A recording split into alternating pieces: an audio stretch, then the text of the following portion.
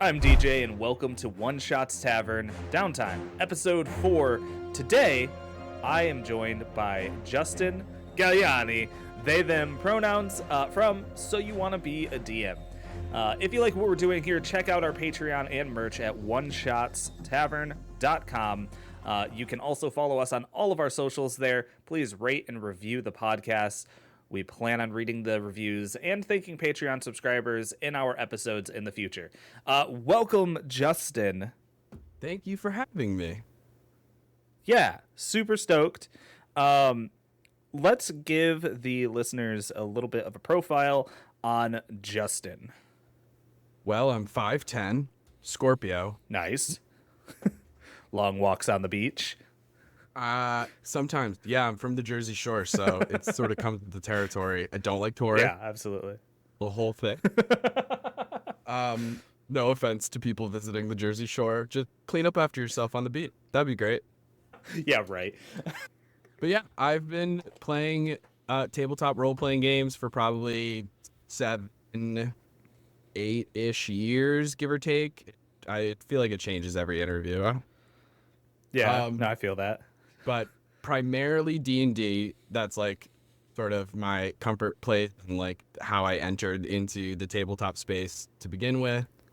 And a while back decided to start a podcast called So You Want to Be a DM, because surprisingly the name wasn't taken and we just ran with that. Yeah. Here we are.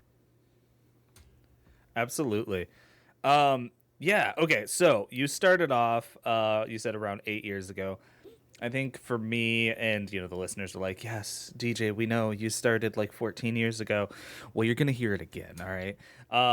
I started my TTRPG journey in high school, and from there just kind of like meandered around. It wasn't as popular anymore. I was super busy. Then I fell back into it, and then Critical Role happened, and D&D Beyond, and all of a sudden the world of TTRPGs became accessible for somebody with severe ADHD and some mild autism. And you would think, well, technically it was before. It's not for mine. Because I'm not for me, like writing things down and stuff was rough. Doing like manual character sheets is usually rough. That's actually one of the things that I have the biggest struggle with when it comes to the TTRPG, like third party, not big company games, is I have to go back to writing things with pen and paper, because obviously indie games mostly don't have online support. But yeah, so that's kind of like my little journey here. I also happen to have started a podcast recently. But anyways, welcome, Justin. So tell me about the first campaign that you could remember being a part of. What was that like for you? Oh boy. So the first campaign that I was a part of, I was a player. I found a random group of strangers on Roll20 who said that they were accepting new players and it was free to play. Got started in that, had a really interesting character idea where I would combine like a playable like lineage with a class that normally don't go together, because I like playing against tropes sometimes. Yeah. So specifically it was a Furbolg barbarian. So like Furbolgs are like gentle giants of nature, barbarians, huge rage guys. So normally they wouldn't go together. And I thought it was a cool idea because we're just telling a story here. There's no rules in the book. Right. Even if you're going rules written, there's nothing in the book that you can't do that. Right? Oh, absolutely. Right. This DM had issues with it right off the bat. Oh, no. Yeah. And so I just was like, whatever, dude. I'll just play the Halfling Rogue. Classic. Yeah. Okay. Went Arcane Trickster. He gave me a lot of issue for like learning spells midway through, even though that's a normal, it's in the like traditional text. It's not like it wasn't homebrew, right? It's like it's in the book. I don't understand. And he was Yeah, like, why are you gonna just learn magic? And I was like, God, this is a nightmare. because When you're, that is the subclass. yeah, when you're brand new, a lot of these, like looking back, and everyone that I've told that story to, the red flag are so apparent. But at the Yeah. time, you don't really know. You're just like, okay, this is just how this game runs, and like I just have to kind of eat it. Yep. And so I just kept playing, and then one more red flag after another. Some more egregious than others until eventually he um he used power word kill against one of our characters. And we were like level 6. So like I just did that. no one has like revivify, like we didn't have any cleric Yeah. in the group, like there was no way for us to bring this character back. And then he got mad that we didn't follow that character's backstory. It was like, he's dead, dog, like what do you mean? So Yeah. Well, if you want me to follow the backstory of yeah, like the dead guy I'm not going to the druid that you circle. killed? What do you mean? You know, I listen. I recently used power word kill on a party um, at level 7. Mm-hmm. They could have had revivify. Unfortunately, um, they did they didn't have any healers in the party. And it was one of those situations where like I was intending to use it against a specific character. Mm-hmm. Um, and it was because like the cleric, they did have a cleric. Right. So they did technically have someone who could use revivify. Unfortunately, uh, the cleric goaded me like big time. And Yeah. I went from going towards this ridiculously overpowered fighter, Yeah. who, you know, I've recently made even more ridiculously overpowered by giving him the sort of Kaz. And so like he's broken. Like he is so broken. Um and but the cleric goaded me because the cleric was like deep in roleplay and like was like, hey, you know, like I'm having a problem with what Melora has told me to do, even though I'm a devout of Melora and chosen. And so like he just went this like weird like emo cleric route where like he was gonna like join Lolth, like he was going full problematic. And he in the fight he's like, hey, you know, he's bantering back and forth with the bad guy, and the bad guy was like, "I see that you're having problems with your with your deity. If you would like, I can arrange a meeting with them." And that goofus actually, like the player and the character, not even thinking about it, goes, "If you can arrange a talk with me and my deity, do it because I have some words." And so I leaned in, whispered the word, and he died. They tried to counterspell it. They tried. But anyways, please continue. I just Yeah. ADHD tangented. No. I've thought of 5 tangents I'm about to go on. Good, good. Um, That's the point of downtime. yeah. So that first, it was a nightmare. We ended early. All of the players banded together.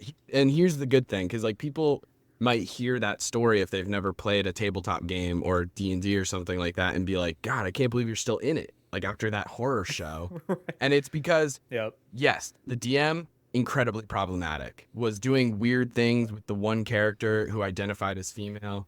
Not like bad shit, right? Yeah.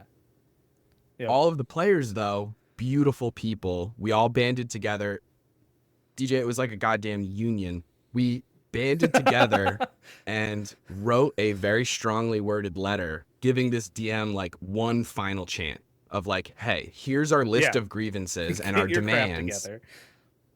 Yeah, figure your shit out or we're done. And he couldn't handle it and he left. And it was like, all right, bye. So then I still met those people and we just started switching as a DM and doing one shots until we could figure out what to do. Then I got a different job and schedules changed and I had to dip. But Right. that was my first campaign. And it's interesting because I've also used power word kill against parties. But when I used it, it was I knew that 2 of the characters had counterspell. And I knew that two of the party members had Revivify prepared. They always have it Yeah. prepared. They're like ready for it at any given moment. And it also made sense story-wise for this character to go that hard because it was the bad guy's very first move out of the gate. And like Yeah. I behind the scenes, I knew that the warlock had like 98 hit points max. Yeah. So it was like, okay, cool. It's the Witch Queen's turn. Fellas, how many hit points do you have? 98? That's what I thought. She's Oh, gonna count well. the power word count. And they counterspelled Yep. it right away, but it was just like Yeah. one of those things. It was like the first time that I ever, as a DM and in that particular game, had a NPC hit a downed character. Like Yeah. it was like, oh shit, okay, we mean business. Like this is different because you're Yep. not fighting. I always handle it of like, you're not fighting a mountain troll that's just like, that guy's not moving. I'll move on.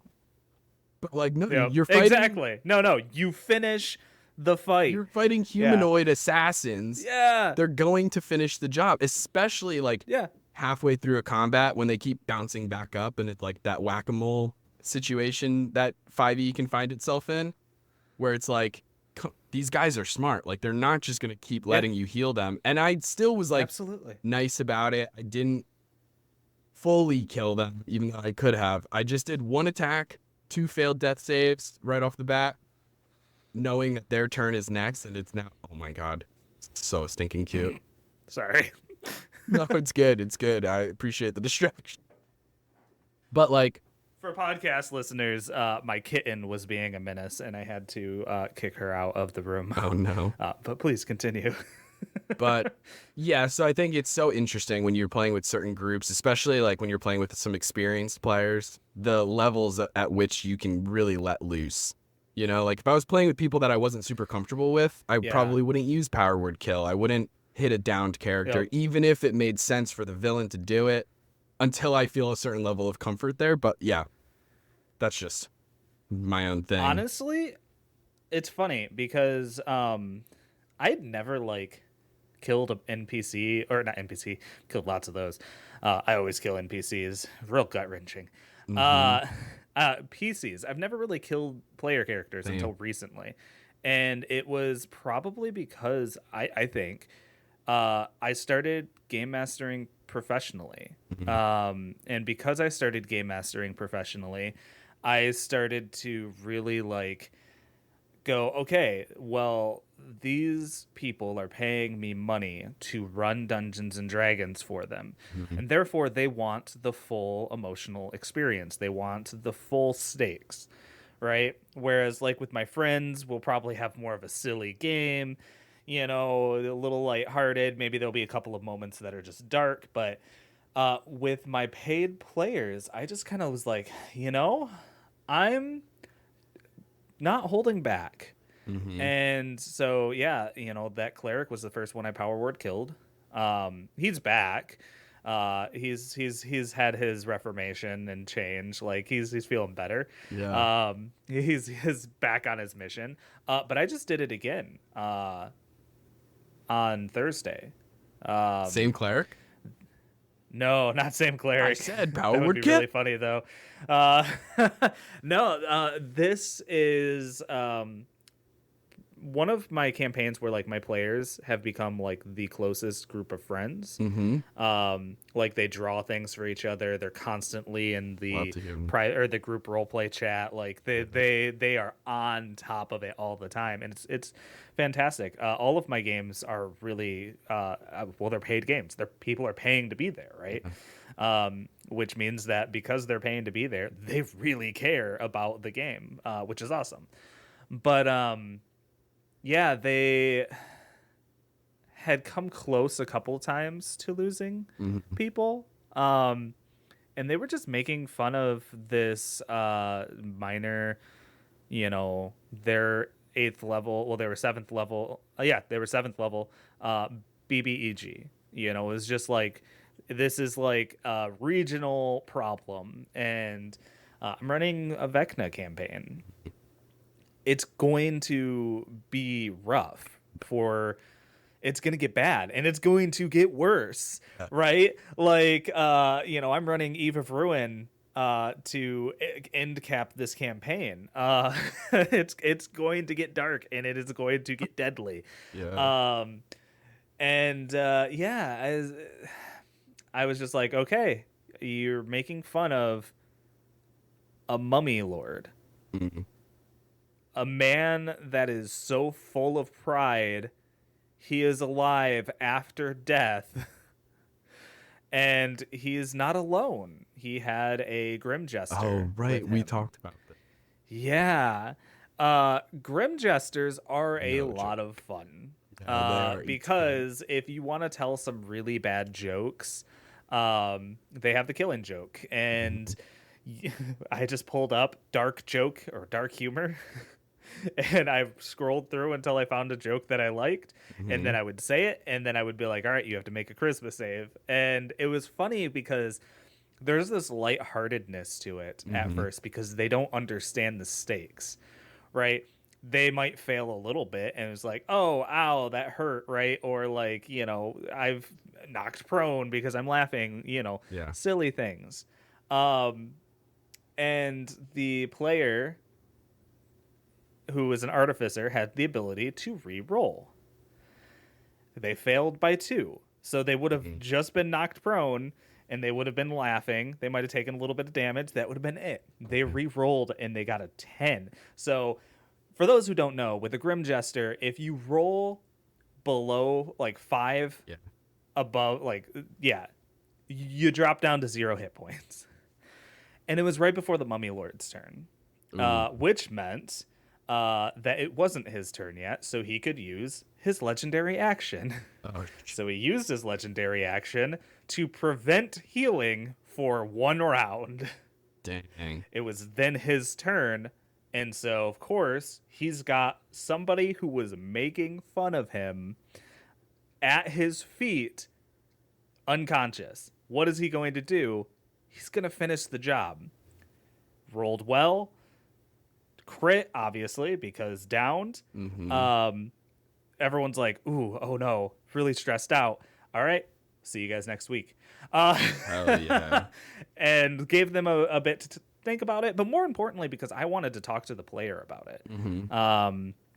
Because I find it's really important to talk to your players about player death Yeah. or character death, right? Yeah, yeah. Um, and see where they're at on it. I don't want to kill characters if the players are vehemently against it. I will Mhm. come up with alternate like things that will happen, Yes, yes, right?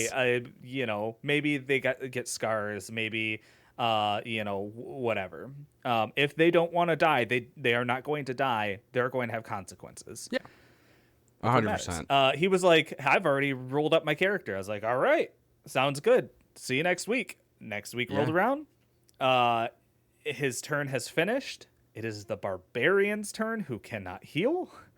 That barbarian came so close, and I will tell you exactly how close that barbarian came to saving that character. She rolled well. Mhm.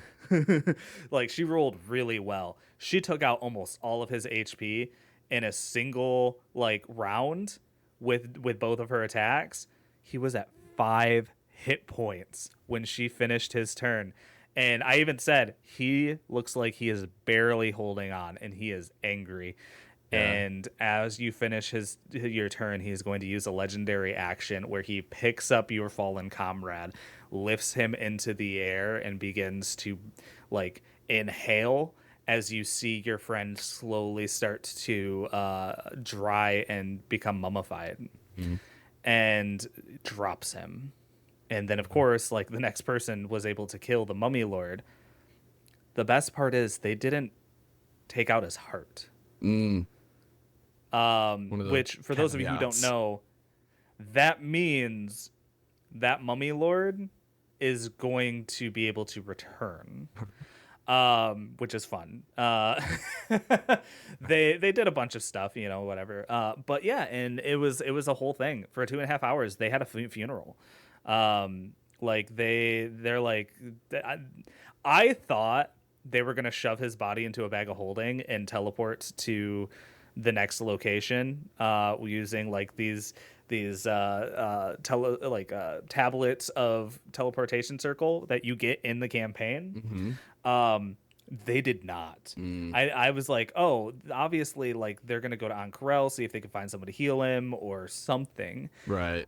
They did not. They took a very emotional route where they went from this castle a whole day's journey back to the major city that they were at, contacted somebody to contact the player character's father to come take his body and like maybe do what he can to have him revived because he's also like a high level artificer or something. But it was just like, oh man, I had players crying. I'm just like, this is heartbreaking. Yeah. uh Yeah. so yeah, absolutely. Those are my two killing player characters stories lately. So all right, you ousted your game master, and I think we all can have a bit of relating to um having pretty poor experiences and yet us still holding on to the hobby in the beginning. That is like a crazy one because what you're telling me is that this game master specifically wanted you to min max. I They didn't guess want you to be. either What that is or it like like? there was like some story reason behind like the idea that because the book says furbolgs are gentle and nice, you cannot be a barbarian. And I even had like Ugh, the such worst. good backstory reasons for why that was. Like in his backstory, like he was supposed to be a cleric of Melora, actually. Yeah. But because like his village was burned or total typical tragic backstory, Yeah. that he Yep. became a zealot barbarian. So he still has this religious undertone. Like Oh it yeah. totally made sense. I ended up playing that exact character for a Strahd campaign that also fizzled out for Hmm. scheduling reasons, but it was Yeah. an incredible character that I still love to this day, and I've introduced as NPCs in multiple like settings and stuff. Walden Thoreau, based off of Henry David Thoreau's book Walden, and like That's because he's great. naturey and that, yeah, Yeah. Yeah. I dig shit like that. Like naming is always so fun for me. But yeah, it was just it like showed me how much fun the game was even when the DM sucks. Because I met so many Yeah. cool Yeah. players and everything, and then like Yep. we did a bunch of one shots where we just revolved around who was the GM, and we had a great time doing all of that. And then finally, I found a more permanent group later on, like a couple months later, at the new job that I got. That was the reason I had to cancel that. I was like the schmoozer with parents at a swim school. Yeah. Like I was marketing and social media management and scheduling and all that kind of stuff. So I would just like walk around the pool and just talk to parents. Hmm. I never got wet, which is ideal for me. Yeah. And one day I was just like talking to a parent and they were like something something D&D and I was like, "Oh, D&D? Tell me more." Like I like D&D. It was like a drug dealer on the street just like, "Hey, do Yeah. you know weed?" And just being like, my ears perked, something, and just like talking to Yep. them. I meet their friends who they've played with for years and stuff, and I still have a home game with 90% of those people. That's awesome. And we've been playing for 4 or 5 years. No, it's definitely like 4 years. Same campaign. I'm DMing it. Taylor's one of the players who we ended up starting the podcast together and stuff like that. Yep. And similar to what you were saying about like kind of letting the players know beforehand, things like character death and stuff like that. My normal go to for tone and vibes is humor and comedy. But Yeah. every once in a while, I find the stark contrast between humor and hardcore darkness being like so fascinating. And I think that the dramatic scenes hit even harder when like 10 seconds before we were laughing at a fart joke.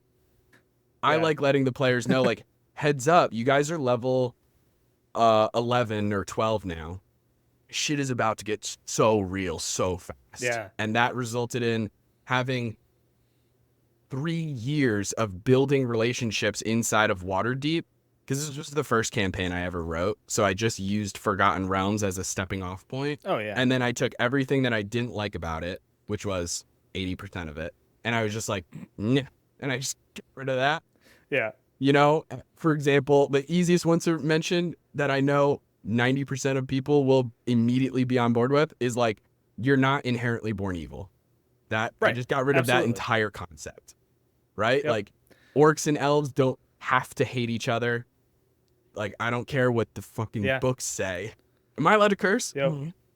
Oh, absolutely you are. Okay, cool. I don't care what the fucking books say. Apple I hasn't don't got owe it. mad at us yet. Yeah, I don't owe Uh, it to Wizards or to the original author that I have to use their source material. Get the hell No. out of here. So I changed all of Absolutely. that, but I kept like geographical things like Waterdeep exists, Neverwinter exists, Tribor, like all this Yeah. shit. And I used some of the things because it was easier as a brand new DM writing my own campaign to use it as a jumping off point. So I told them, hey, it's going to get so real. They spent so much time meeting all these different people in Waterdeep, forging relationships. They know the Open Lord. They're friends with the Black Staff, all this shit. Yeah. And then the BBEG intentionally send them, does one of those things of like, whatever you do, don't go save your friends over in Nesme, which is like 2 weeks away. So Yeah. because just like your players, my players are like, this fucking guy. We're absolutely gonna go to Nesme and save the Yeah. day. So they go to Nesme. The second they've killed the stone giants and saved the day, right in all of their heads telepathically, the BBG is going, perfect. Thank you so much, you busy bees. I appreciate that. Now, if you excuse me, I have a city to raise. And then the Blackstaff teleports to Nesme and says, there's an ancient dragon. There's actually 2 ancient dragons coming to Waterdeep. We need your help. Please come back. And teleports them all back to Waterdeep. And all of Waterdeep is in the process of being destroyed by 2 ancient dragons and the BBEG. An unwinnable fight where they have to just save as many townspeople as they can and evacuate. And it was amazing. And it was so intense. How familiar were your players with Forgotten Realms lore? Great question. I think there was only one. There's only one who was Okay. like intimately familiar. Everybody else Yeah. was like, I've heard of Waterdeep. You Yeah. know what I mean? Like everyone If was pretty I casual. were to have done that, and because I change things to suit my needs all the time, Mm-hmm. if I were to have done that, I would have had a player actually me, and they would have been like actually, in case you didn't know, Waterdeep has an enchantment that prevents dragons from entering the city. Yeah. Yep. I think the BBEG would have thought of that and Mhm. probably would have handled that, right? Yeah. Players could be ridiculous, but I love them. Yeah, no, it's so true because I do have a player who's like that sometimes. Like I'll offhandedly describe something and I'll just use hyperbole. Like one time I think I said something like, oh yeah, you see this NPC cast this spell. It's almost like a level 10th spell. Even though that doesn't exist, it's as it. And he was like, well, if level 10 spells exist, and that changes my entire view of. And I was like, bro, I'm just using hyperbole as a descriptor. Everything's fine. Here's the thing. There are casters in the Forgotten Realms that can go to those levels. Yeah. One of which is our problematic friend. What is his name? Oh gosh, he's in Baldur's Gate 3. Elminster. Yeah. Elminster is one of the few people who are who is able. It's just like, yeah, okay, cool. Listen, this is a game. I know. Use your We're imagination. just. It's up. It's like sometimes bad guys figure out how to do things. Yeah. And it's like, so luckily that player is cool with it. So like there are times when we're like not playing the game where, you know, if he wants to info dump and just like explain some interesting things about, or that he finds interesting about Forgotten Realms, by Yeah. all means. But luckily Absolutely. after a conversation, he gets it. Like he's like, Yeah. and he'll ask sometimes like, oh, is this kind of like X, Y, and Z? And I'll be like, no, I changed that. And he immediately is like, got it. Sounds good. So at Yep. least he can, Absolutely. we have that open dialogue where we can discuss like what's the same, what's different, and that Yep. so far so good. Those are the best players, honestly, because like they are very uh, into what's going on, so much so that they are listening for discrepancies, Mm-hmm. right? And when they are able to go, oh, okay, cool, you are changing it for the story and accept that, Yeah. I I'm just like, yes, thank you. And I always try to be upfront, right? Like if I'm running in Exandria or if I'm running in Forgotten Realms, I'll explain things up front and say like, listen, things are going to change Yeah. on it, right? There's going to be things that either I'm not going to know and I'm going to make up on the spot, Yeah. right? I might be better at it with Exandria than I am with Forgotten Realms, but like still, just so you know, I, as the game master, am going to make narrative decisions that are going to affect Yeah. this game. Mm-hmm. And normally players are pretty cool about that. Whenever I run in my homebrew games, that's kind of nice because I don't have to. Big. But Yeah. the Yeah. problem is I have to come up with all the lore. Yeah. And sometimes I don't know if you've ever run into this. Sometimes I find it easier to, especially with new players, to start a campaign in an established setting just so I can write the story and only think about the story and not the lore. Mm-hmm. Mm-hmm. Whereas, yes, running my homebrew games is great. Having to also write the whole story, mostly improv throughout the game, um, and also like have to establish lore can be exhausting sometimes. I prefer to do that with my friends than I do with my paid players. Yeah. I think it's interesting too because what I've found is that unless the players care about lore, there you don't need as Yeah. much. I mean, like Oh yeah. every DM's different. So sometimes it's so nice to have that lore to fall back on when you're writing because it just breathes more ideas. But like for Sphinx City, our like modern magical 5e setting, which is it's fucking New York City with magic. But Right. like that there I don't know how the city was founded. I have no idea. I don't even know what state Sphinx City is in. Literally. Like the players don't leave the city because New York City is massive and therefore so is Sphinx City. But like I don't know who founded Sphinx City. Probably a Sphinx, I imagine. But You would imagine, yeah. like how crazy is that? I don't even know. That I have none of Yeah. that. I've run that. I've run a home campaign with it for 2 years and now we have an actual play on Twitch, which is Sphinx City, and most of the Yeah. lore doesn't come up. I have lots of information about all the locations, all the neighborhood, Yeah. and the bad guys, and all of the interworkings of the capitalism that is the BBEG. The Yep. BBEG's name is this isn't like a spoiler or anything. I've talked about this before, so no worries. But the BBEG is his name is Zusk Burgos, which is three people's names combined. I'll let you decide where I got that uh from. let's see. We've definitely got some Zuckerberg in there. Mm-hmm. Zus Burgos. Zus Burgos. All right. Okay. We got Elon Musk. Mm-hmm. There's two. Um and we've got, I'm gonna get this. These are my favorite kinds of games here.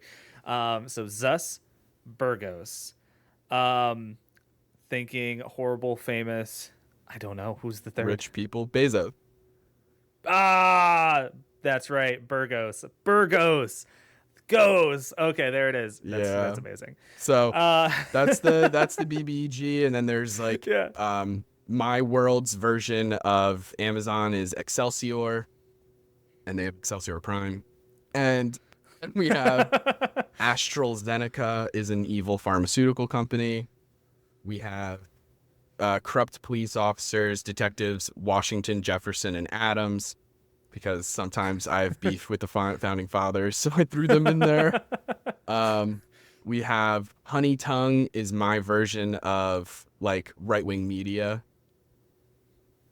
Yeah. Uh, all kinds of stuff like that. Oh, the Romance Realtors is like the evil. They're gentrifying the neighborhood and buying people out, raising property Yep. values. So Yep. I Yep. have all these different evil organizations that all work together.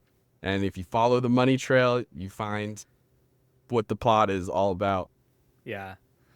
Interesting. Yeah, it's funny because like I always start with like my deep lore. Mm-hmm. Who are the gods and what do they look like? Yeah. And I really like to like dive into that and like my creation story and all of that fun stuff. And it's like, okay, how did the world form? How did we get to this spot? Mm-hmm. But like I usually come up with like the more recent old lore on the spot.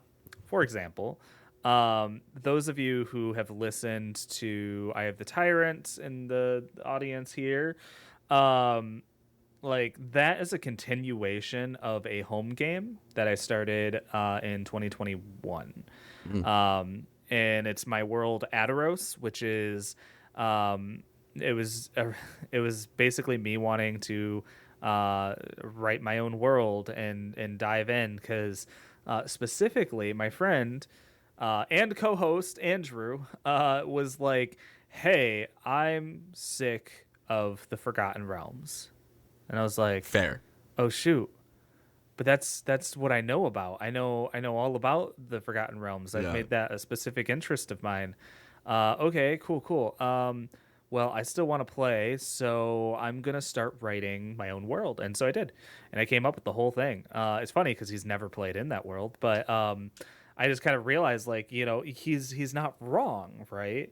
I mean, even Wizards of the Coast is pretty sick of the Forgotten Realms at this point. They've started with the new system, like Eben, or the not Eben Hawk.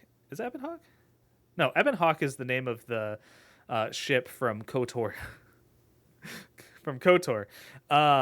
Whatever.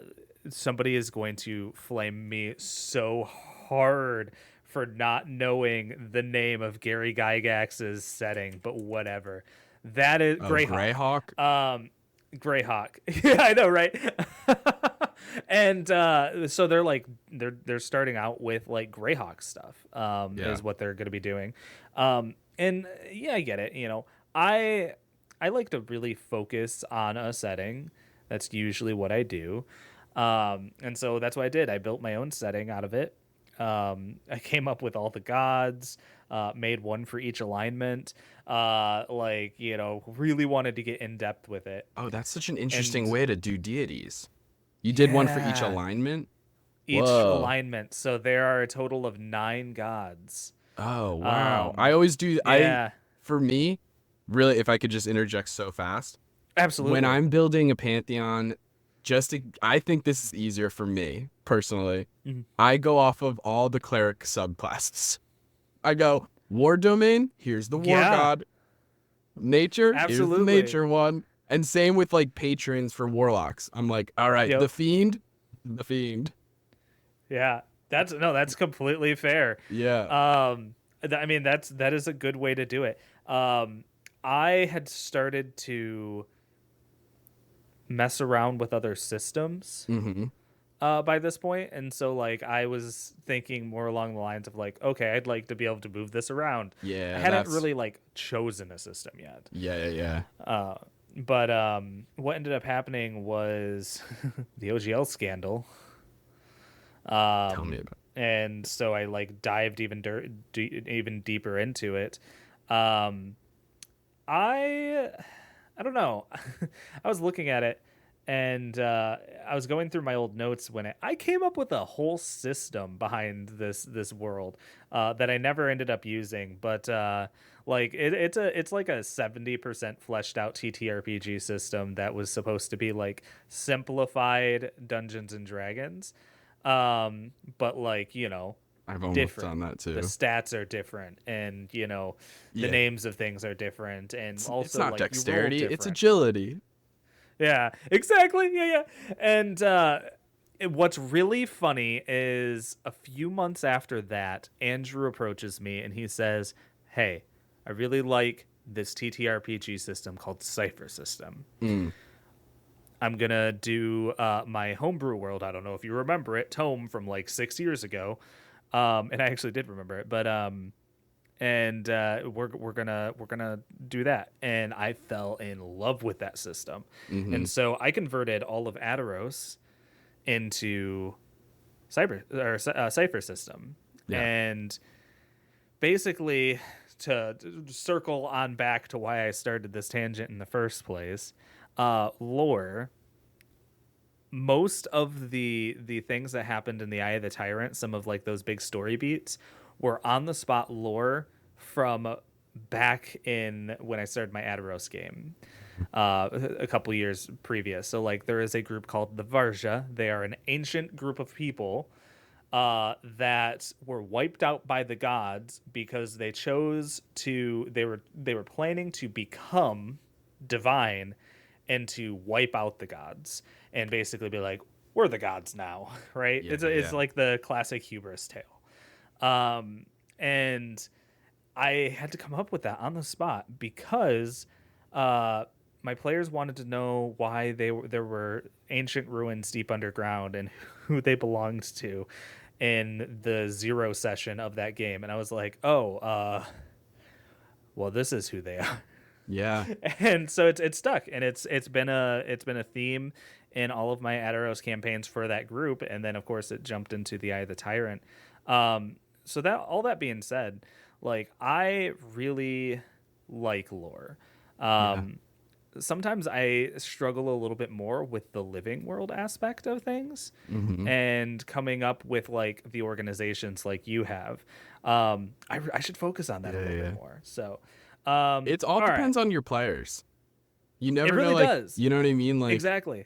there's so What are they many going to care about? facet that they might care about, they might not care about. It comes down to like like that system that you're using or the story you're trying to tell. Every table is so uniquely different. It's They incredible. really Like, are. like I was telling somebody, like, like sometimes when a bad guy has like 2 hit points left and Yeah. they hit them and you're like, sometimes your knee-jerk reaction just to save time is to be like, oh, don't bother rolling for damage, like you kill them. Some players Yeah. hate that. Oh yeah.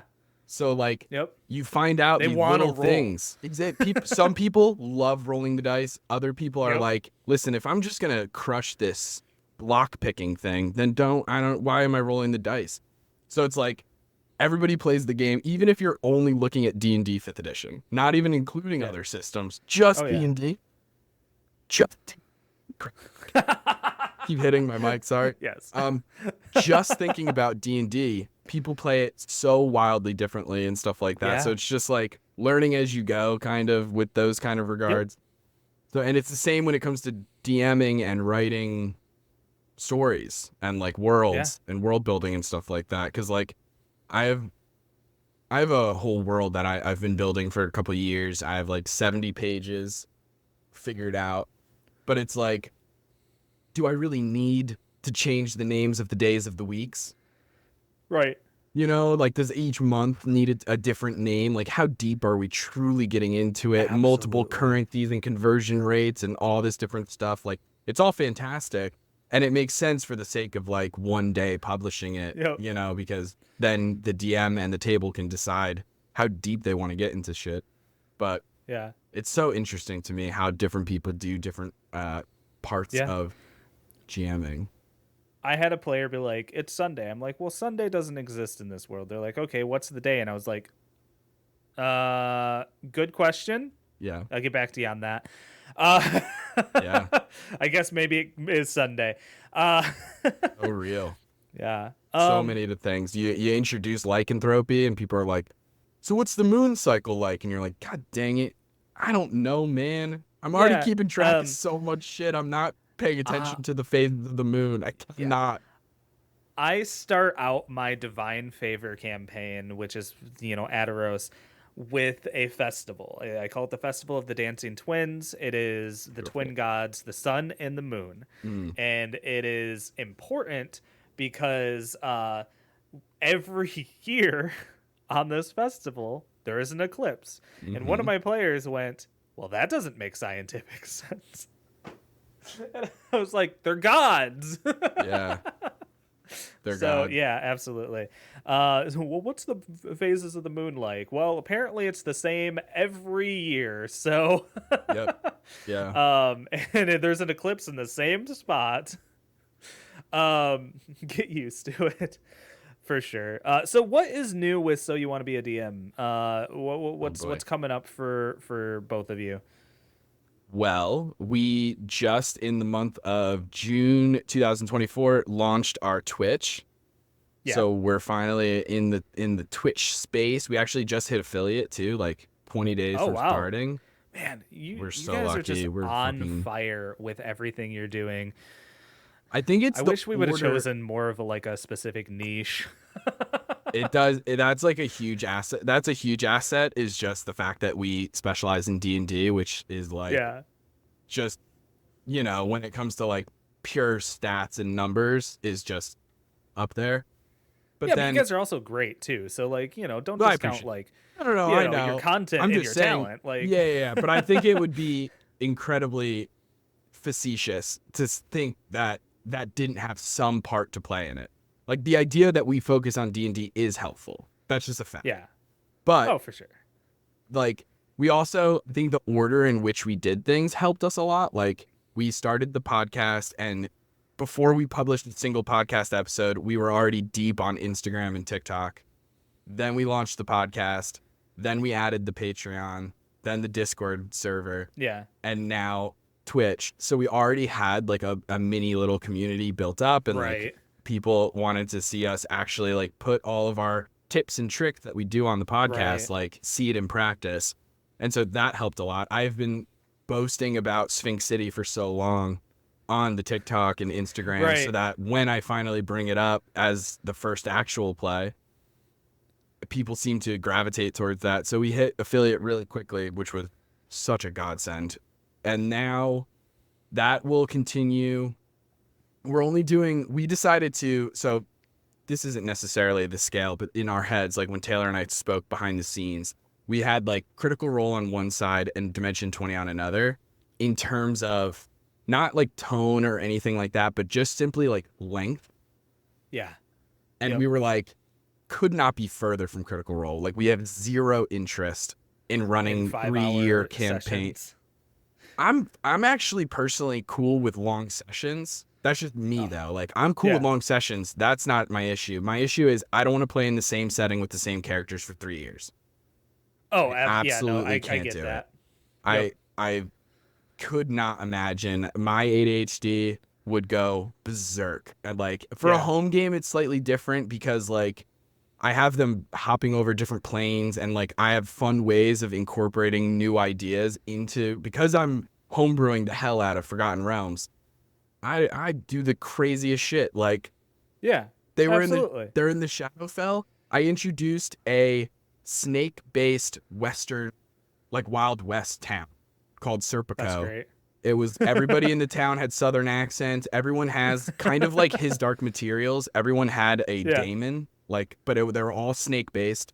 But each person's was different. Some of them could be little teeny tiny snakes. Some of them were snakes so big you could ride it. They had Yeah. a snake based faith that was non-denominational. Like they don't worship a deity. They just fuck with snakes. We're just So the like, whole sermon, snakes. they went to the sermon, and the whole sermon was like, "Let us shed our skins like the snake sheds their skin, and let us coil in on ourselves like the great snake." It was just so stupid and funny, and May your may your tongue fork, brother. when our paths diverge like the forked tongue of the serpent, and it was just like, now, some people would be like, "What? The Shadowfell has to be dark and dreary and scary and spooky," and I was like, "F that. I want there to be a super silly, snake-based Wild West in my town because Absolutely. I'm writing a Wild West idea, and this is my way to experiment." I Yeah, use my home game absolutely. players as like Yeah.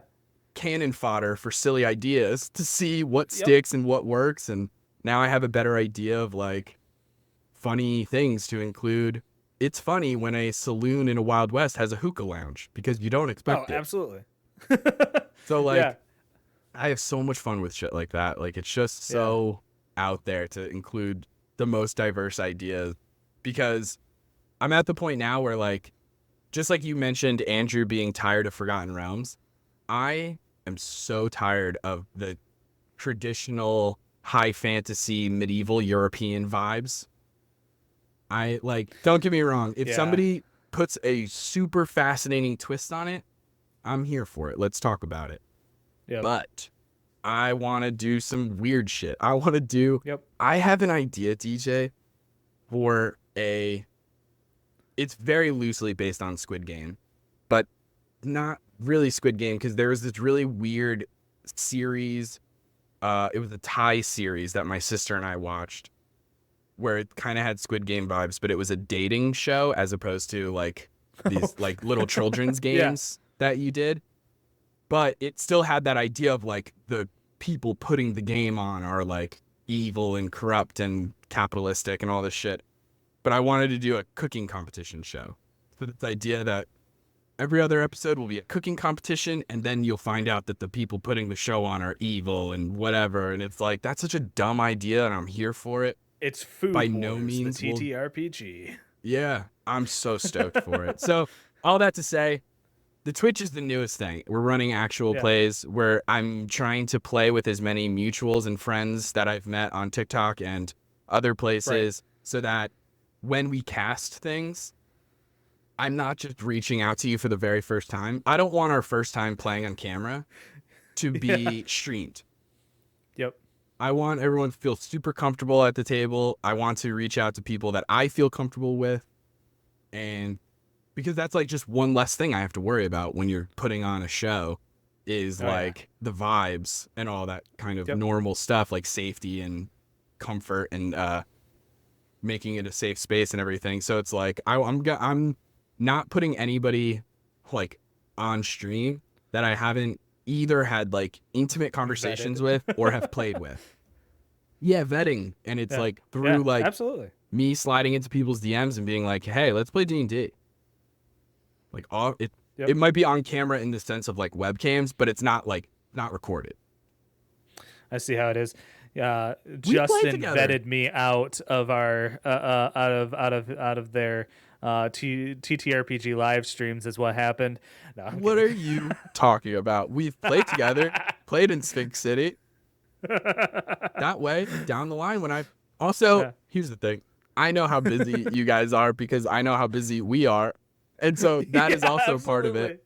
because like I said, we're not doing the critical role thing. We're not doing super Yeah. long campaigns. The longest, Yep. at least for now, everything is subject to change. For now, the longest we'll probably do is like maybe 10 episodes. I could see a 3-month run where it's once a week. But Yeah. getting people who are available time wise to do that is nuts. Like if I It's hit you up one so day and I hard. say, "Hey DJ, can you do every Thursday for 3 months?" It's like that's why. That's kind of what ended up happening with the Eye of the Tyrant, right? Is I made that goof where I talked to the players, and originally we were supposed to record 2 to 3 episodes every Monday. Mm-hmm. And they're like 2 hour episodes, so it would basically just be like a 6 hour day for us, and we all had Monday off. That was so dumb. Because like Braden and Corb, like after we had been doing this for 10 episodes and therefore like 16 weeks after everything, it was less than that. It was a lot less than 16 weeks, but it was months. Yeah. They were both like, hey, uh we have to duck. And I was like, you're right, I don't know what I was thinking. There is a mutual um that runs the Stranger Pod. um Oh yes, Wes. uh Wes. Yeah. Yeah, yeah. So Wes is one amazing if you get a chance to just sit down and talk with Wes. Wes is great. Absolutely love Wes. And Wes had talked to me about possibly doing some stuff with the Stranger Pod, and I was like, oh, that sounds pretty great. And he was kind of giving me the rundown on it and how it works, and I was like, oh, you spend all weekend for like 3 or 4 weekends playing your game and recording. Oh, I'm taking notes. This is a Mm-hmm. really good idea. Yeah. I don't know why I didn't think about it, right? Because then you can get through an entire season in like 3 weeks, Yeah. right? And everybody's fresh and everybody's ready to go.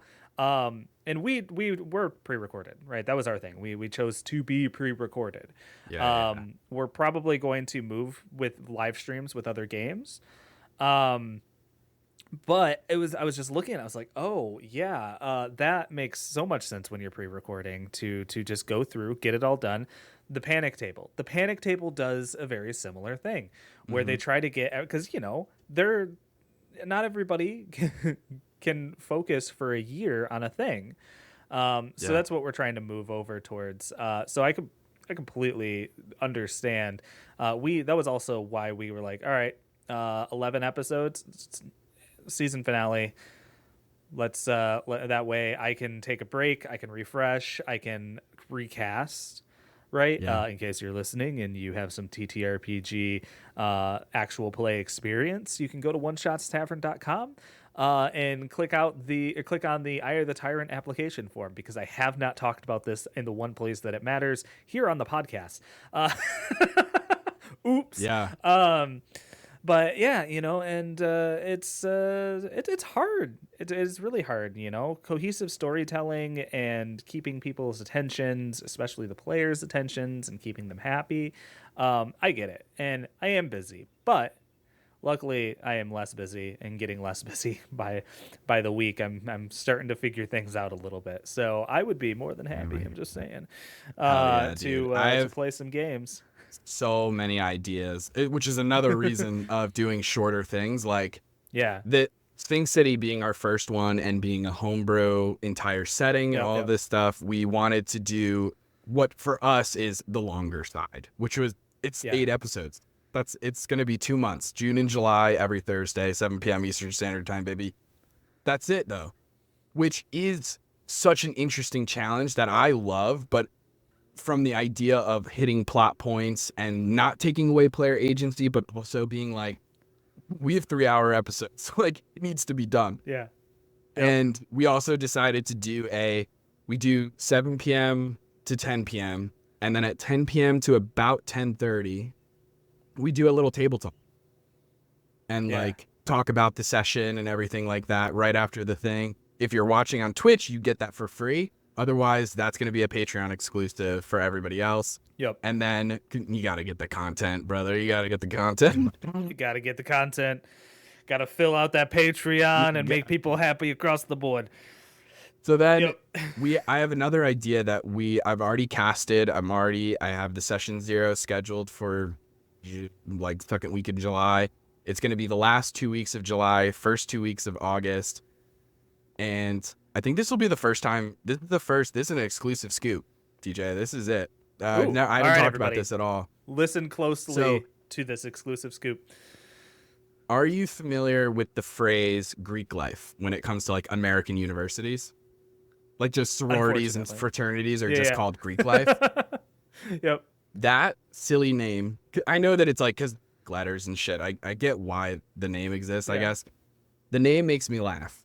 So I just combined the idea of like the most stereotypical American university, big campus, like Animal Yeah. House or like Van Wilder or some shit, Yeah. Yeah. with ancient Greek mythology.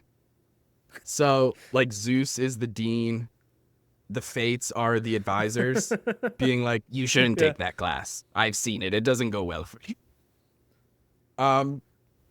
So like I reached out to a bunch of mutuals and stuff like that. Everything's cast. So It's such a funny. beautiful and incredible cast. I got myself and Taylor are included, kind of shoot in. I'm going to be the DM. Then we have Meadow is going to be a player. We have Spunky Taylor. I'm using their like TikTok names, but Yeah, the names that people can actually go and find them at. yeah. Meadow, Spunky Taylor, Classic Sam, New York. Love classic Sam. Yeah. Yeah, Daniel Hargrove and love Daniel. uh I love Cam all I these can't people I can't remember if to it's be. Camera Connie or Connie Camera. It's something I like don't know that this. also on TikTok. But I've played the same one shot that I played with you in Sphinx City. I played with all of them, Yeah, and we jived and stuff like that. And so they're already building characters and stuff like that. So it's a table of 6 players. yeah, It's going to be just Theater of the Mind. We are using D&D 5th edition, even though I'm sure that there are other systems that could do it just as well, if not better. yeah. But I have some silly ideas for why 5th edition makes sense. But it's going to be a goofy, fun, silly time That's of awesome. seeing these. Like, I told the players, like, you can be like a deity. Like, if you wanted to play Hermes, that's fine. But you can also, if you wanted to, play the son of Hermes or play the daughter of Yeah. Hermes. Or you can play Helen of Troy's sister and be like, no one's heard of me, but I also exist. Oh yeah, it's The face that that's my launched 10 sister ships. That's me. in the opposite direction. Uh, like some really interesting, funny ideas. If you want to play a harpy or a siren or like a Yeah, minotaur, like a mythological monster, as opposed to like a deity, you could do that. Helen of Troy that's is great. technically just like a human, right? Like she's Yeah. from this ancient Greek Yep. mythology and probably history also. But like, and I told the players, just like Forgotten Realms, being like, hey, heads up, I changed a lot. Told the players, hey, I know a bit. Can I Bing.com it? Then I'll figure it out. But like, don't expect me to be like deep lore. Like, wait a Yeah. minute, Perseus is actually da da da da. Like, we're having fun here. We're having goofs. Yeah. Absolutely. So I'm Absolutely. so excited for that. That's It's coming up. like Ugh. Hercules the animated series meets Percy Jackson meets Animal House, and that Yes. sounds like a blast. Yeah. 4 episodes, in and out. Perfect. Well, It's gonna be on uh, Tuesdays. yeah. Well, if you guys are interested, check out the links down below where you can find So You Want to Be a DM and any of the links that Justin has given me. I want to thank you so much for coming on to the podcast, especially My last minute, pleasure. and hanging out and talking with me. We will have to do this again in another capacity at some point, especially for some of like the learn to play stuff. Yeah. Hell yeah. Gotta get you into more of those. Cipher. Uh, yeah, it's so much fun. It's Cipher. Oh You yeah, that's keep right. I want to you keep do a telling learn me to that, play but you're keeping Cipher. it a secret. I Gatekeeping me, brother. it's more so my Kidding. brain is keeping it a secret from me. But thank you everyone for listening. You can find So You Want to Be a DM anywhere that podcasts are distributed. Make sure you leave a rating and review for One Shots Tavern, and after you listen to So You Want to Be a DM, make sure you leave a rating and review for them. That would be super helpful to all of us. Let's see. Anything else I need to cover? I think that's it. Yeah. Well, we will see you next week here on One Shots Tavern. Thank you all so much.